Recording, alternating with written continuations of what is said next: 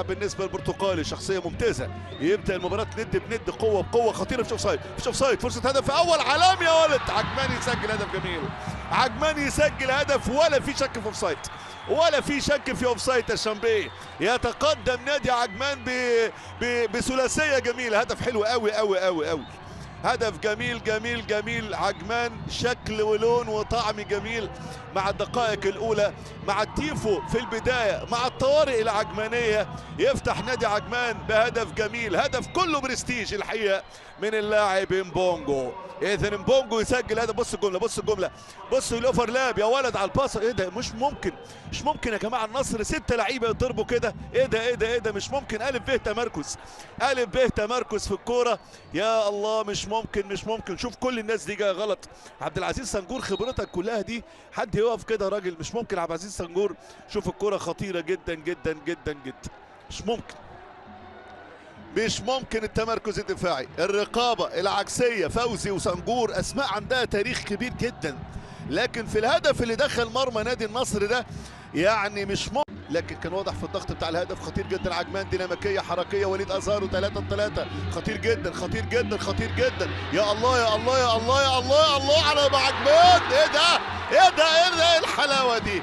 ايه الحلاوه دي اللي عجمان بيعمله ده، والدلع والحاجات الحلوه دي؟ مش ممكن. علي مدن، علي مدن مدن مدن مدن يا مدد. عجماني يحصل له مدد، يحصل لعلي مدن مدد جميل، ويسجل هدف عالمي جميل. ابن البحرين يا ولد، يا ولد عليك يا علي يا مدن يا لعيب يا كبير.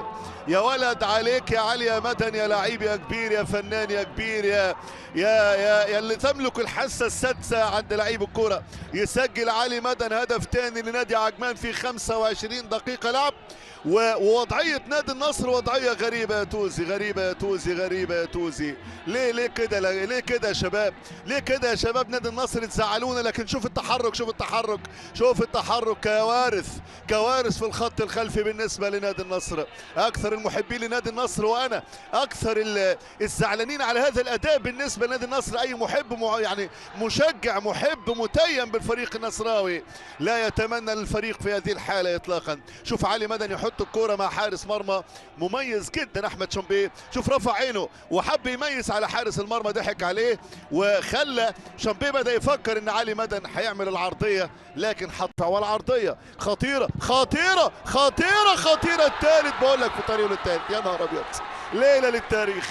هذا اللقاء 40 دقيقة عجمان النصر للتاريخ، للتاريخ. كاتب التاريخ يكتب بالقلم البرتقالي بس، يكتب بالقلم البرتقالي، والراجل بيتنطط بيتنطط فرحان سعيد بنتيجة غير طبيعية وبأداء غير طبيعي. وب40 دقيقة يملاها الحزن، يملى الحزن عشاق وأعين وصدر وفكر وتاريخ وأرقام وجدران نادي عظيم اسمه نادي النصر. يا الله، مش ممكن مش ممكن مش ممكن مش ممكن. البرتقالي عجمان يعني يعمل صحوة غير طبيعية. محمد فراس بالعربي يسجل هدف جميل بالقدم اليسرى، غريبة جدا. شوف اللعيبة، اللعيبة بتروح تسند، اللعيبة بتروح تسند. مفيش ضغط خالص، مفيش بريس، مفيش ضغط، مفيش بريس، مفيش ولا واحد عارف قيمة النصر في اللقطة الأخيرة. يا الله، مش ممكن. ايه ده ايه ده ايه ده ايه ده؟ العرضية خطيرة، العرضية غريبة، تخبط في الأرض هنا طبعا وتصعب المأمورية. شوف فراس بالعربي وشوف التغطية العكسية. شوف ليما فين المدافع هنا؟ عبد العزيز سنجور.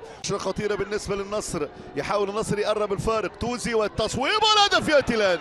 هدف للنصر يقرب الفارق، هدف يقرب الفارق حتى يرجع الحالة النفسية مع بداية الهاف تايم الثاني. إذا الفاول بره ال 18 بالنسبة لعجمان. يسجل النصر أول أهدافه عن طريق توزي. لازم دلوقتي اللعيبة الكبيرة اللي زي توزي والكباتن يلموا الفرقة، يلموا الفرقة، لأن فريق نادي النصر في الشوط الأول فريق الحقيقة أتى مفككا وانتهى حتى برغم أنه سجل هدف، لكن 3-1 بأداء الحقيقة. هدف طبعا في لك كبير، هدف في لك كبير جدا. لاعب نادي عجمان اللي يسجله في مرماه بالخطأ. إذا يسجل فريق نادي النصر بالنيران الصديقة، يسجل هدف في مرماه طبعا بالخطأ. فراس بالعربي، نادي عجمان في طريق لرباعية تاريخية. ادي فراس بالعربي، يا ولد يا ولد يا ولد. محمد فراس بالعربي محمد فراس بالعربي، حط بالعربي وحط بالانجليزي وحط هدف تاني جميل، هدف جميل جميل جميل. عجمان يتألق يبدع، عجمان مش ممكن اي حد يقول لي التاني دلوقتي النتيجة 4-1 يصدق ابدا، برباعية. ولا زلت اقول باقل مجهود، ولا زلت اقول ان الاربع اهداف تسبب فيها لاعبي النادي النصر بالكامل ومدربهم، تسبب فيها لاعبي النصر بالكامل ومدربهم، لان الحقيقة لا خطوط متقاربة ولا تمركز دفاعي ولا رقابة من لاعبي